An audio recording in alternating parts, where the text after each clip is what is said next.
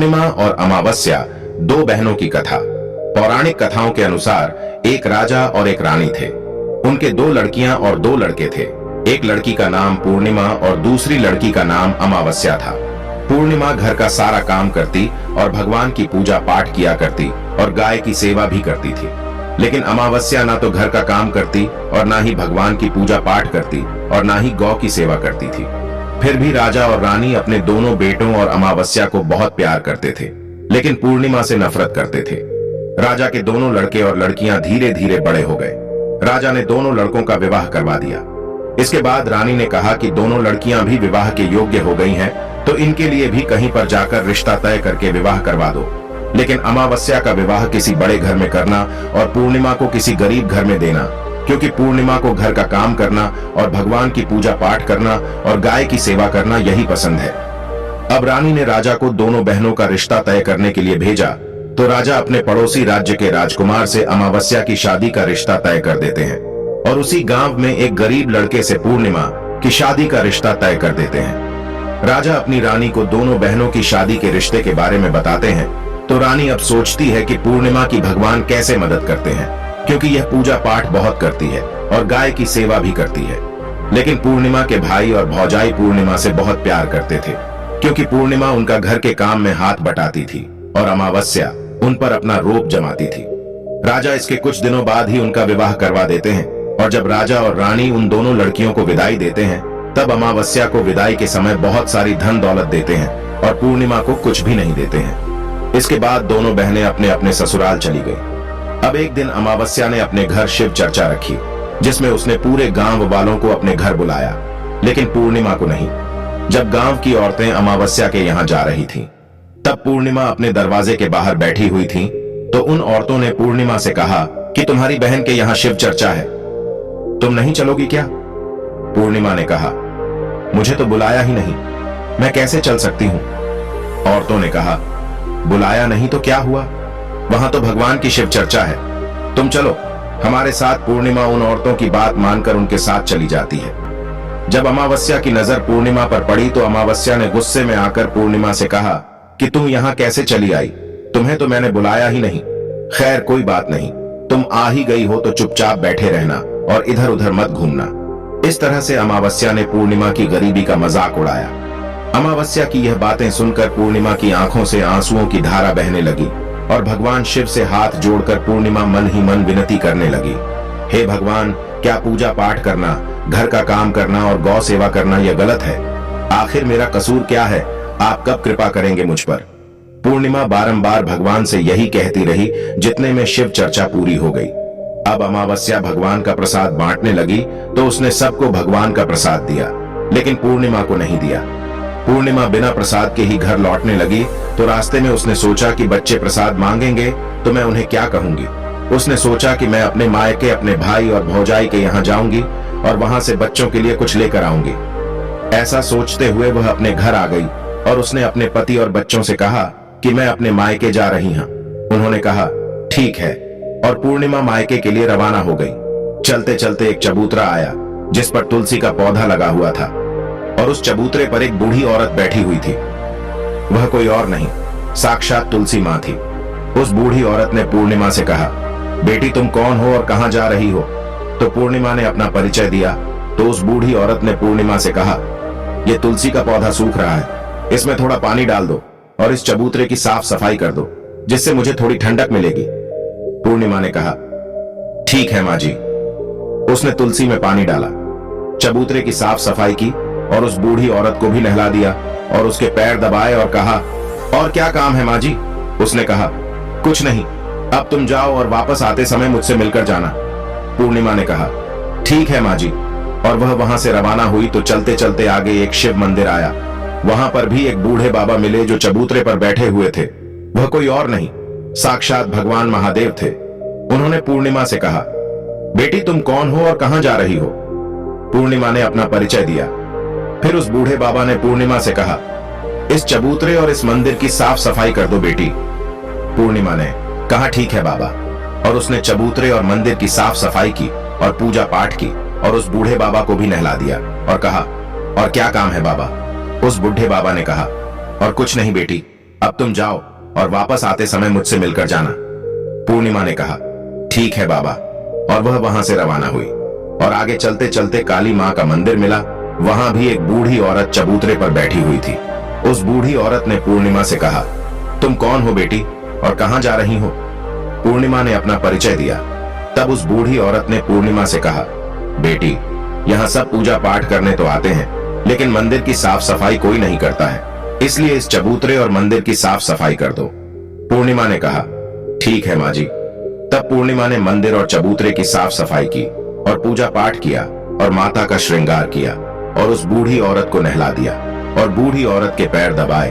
और पूर्णिमा ने कहा, और क्या काम है माँ जी? तब उस औरत ने कहा, कुछ नहीं, अब तुम जाओ और वापस आते समय मुझसे मिलकर जाना। तब पूर्णिमा ने कहा, ठीक है माँ जी। इसके बाद वो वहां से रवाना हुई और थोड़ा आगे चलते चलते एक नदी आई। नदी के किनारे भी एक बूढ़ी औरत बैठी हुई थी। वह साक्षात गंगा मैया थी। उस बूढ़ी औरत ने कहा, तुम कौन हो बेटी और कहां जा रही हो? पूर्णिमा ने अपना परिचय दिया। इसके बाद उस औरत ने पूर्णिमा से कहा, इस नदी पर स्नान करने तो सब आते हैं, लेकिन यहाँ साफ सफाई कोई नहीं करता है, इसलिए तुम इस किनारे पर साफ सफाई कर दो। पूर्णिमा ने कहा, ठीक है माँ जी। पूर्णिमा ने वहां पर साफ सफाई की और उस बूढ़ी औरत के पैर दबाए और कहा, और क्या काम है माँ जी? उस बूढ़ी औरत ने कहा, कुछ नहीं बेटी, अब तुम जाओ और वापस आते समय मुझसे मिलकर जाना। इसके बाद पूर्णिमा नाव में चढ़ने लगी तो नाव फूलों से सजी हुई थी। वह नाव में बैठकर नदी के दूसरे किनारे पर उतर गई। इसके बाद वह अपने पीहर के घर पहुंच गई। वहां पर पूर्णिमा के भाई भौजाइयों ने उसे देखा तो वो बहुत खुश हुए और उन्होंने पूर्णिमा की बहुत खातिरदारी की और खूब सारी बातें करते हैं और कहा कि बच्चों को भी साथ लेकर आती। इसके बाद सब खाना खाकर सो जाते हैं।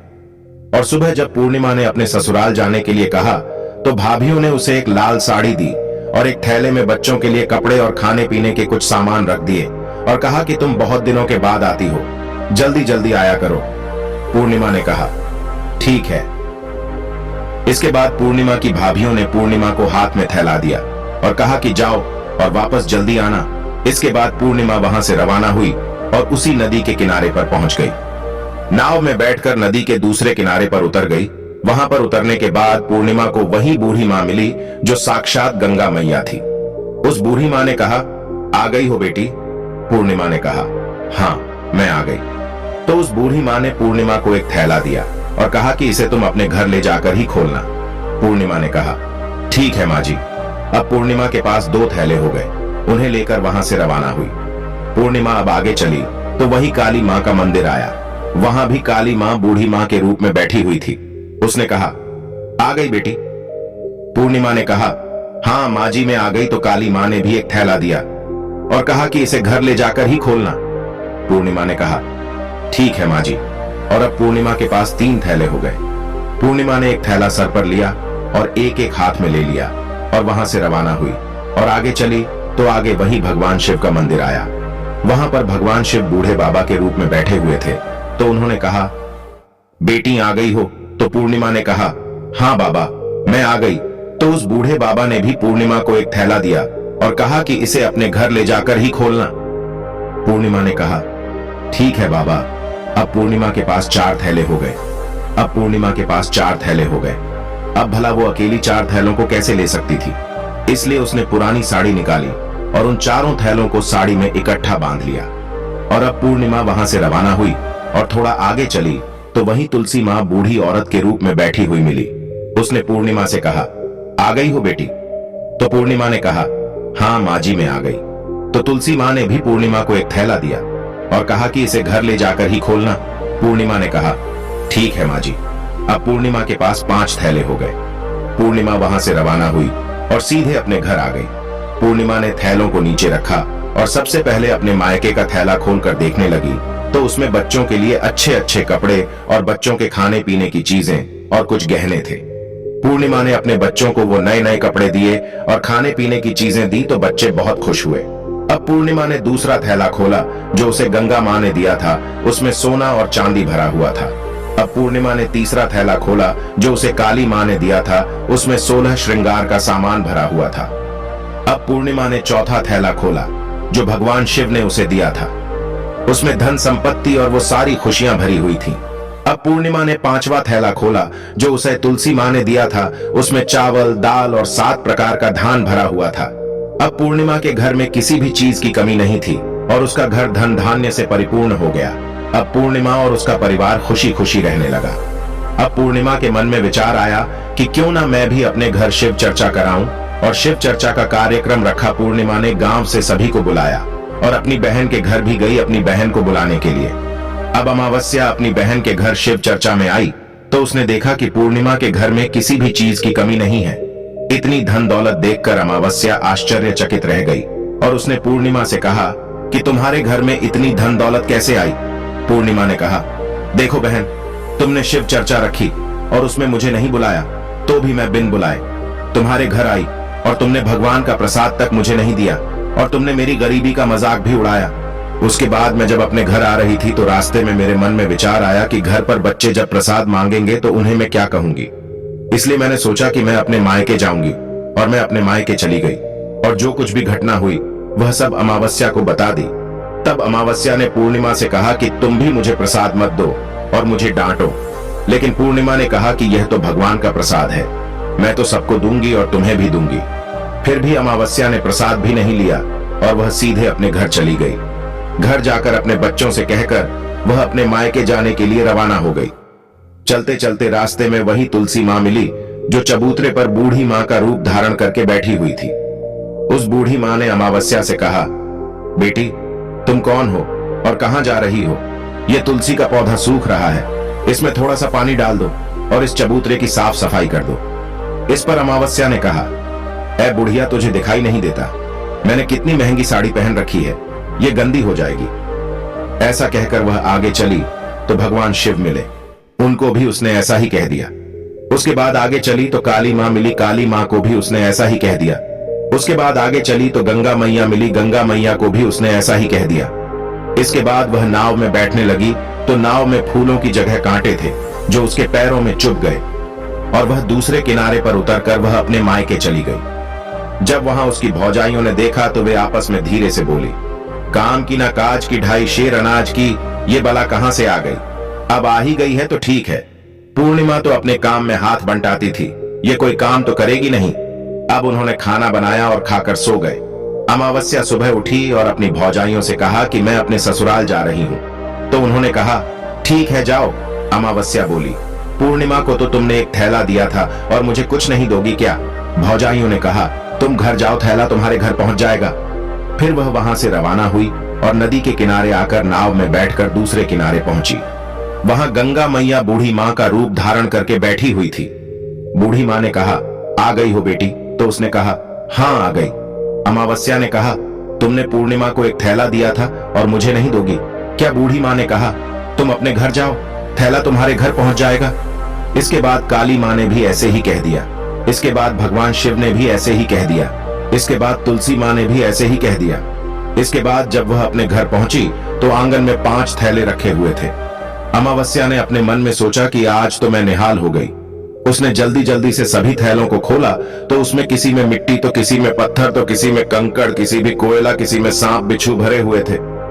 ये सब देखकर उसने अपना सर पकड़कर कहने लगी, हे भगवान, मुझे मायके में भी कुछ नहीं मिला और इन थैलों में भी कुछ नहीं मिला।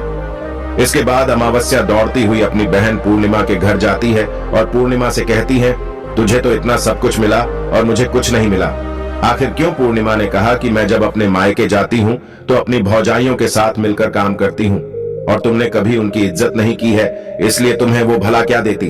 और इसके बाद तुमने गंगा माँ को ठुकरा दिया और काली माँ को भी ठुकरा दिया और भगवान शिव को भी ठुकरा दिया और तुलसी माँ को भी ठुकरा दिया, इसलिए उन्होंने भी तुम्हें कुछ नहीं दिया। अमावस्या बोली, बहन मुझे माफ कर दो, मैंने सदा तुम पर अत्याचार किए हैं, मुझे कुछ नहीं मिला तो कोई बात नहीं, मैं भगवान की भक्ति करके सब कुछ प्राप्त कर लूंगी, मुझे इसका रहस्य बताओ। तो पूर्णिमा ने कहा, तुम 3 सूत्र का ज्ञान ले लो।